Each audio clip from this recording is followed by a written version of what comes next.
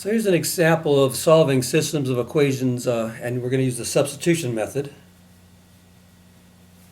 And we've got two equations with two unknowns, and we really don't know how to solve two equations with two unknowns. We know how to solve one equation with one unknown, but not two equations with two unknowns. So lots of times in mathematics, what we do is we take something that we don't know how to do and change it into something that we do know how to do. So what we're going to try to do is, and I've heard this referred to before as elimination of a variable by substitution. In other words, we've got two variables, we want to get one. We want to have one equation with one unknown, because those are easy to solve. So what we do is we're going to use substitution, and we try to find the equation that's easiest to find it or transform it into terms of into terms of either x equals or y equals. So if I look at equation number 1, that's going to be the easiest one. So I always label my equation so I keep track of what I'm doing. So if I take equation number 1, and if I add 4y to both sides, I have x equals, that's what I want, x equals 4y minus 1. Now I can take that now and I can put that into equation number 2. So if I take equation number 2, and every time I see an x, instead of writing x, I write 4y minus 2, notice what's happened.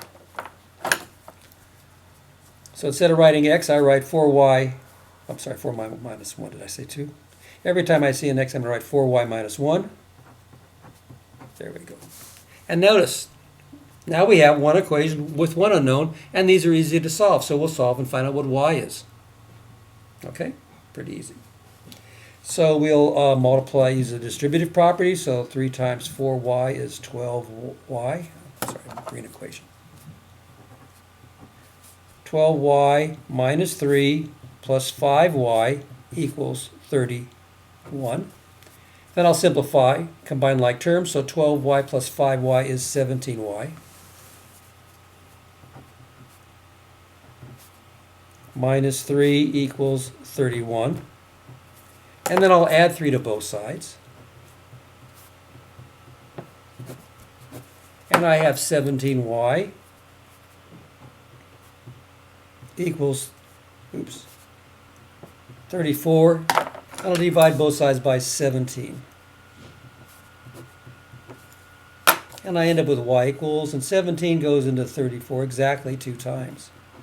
So y equals 2. So now we have the y coordinate of our solution, but we have to also find the x. And how do we find that? Well, we have a nice formula for x. It says x equals 4y minus 1 from equation number 1. So x equals 4y, this is equation 1, after I just transformed it. So 4y minus 1, but what is y? Y is 2, so I'll just put 2 there. And what's 4 times 2? That's 8, so x equals 8 minus 1, which equals 7. So there's my solution. And it's a point, or a pair of numbers, the x and y, that satisfies both those conditions. So we could say the point is, the solution is 7, 2. And that would be a point if we wrote it as a solution set. Or you can write, sometimes you can just write x equals 7 and y equals 2. So there's your solution. Okay? Hope that makes sense.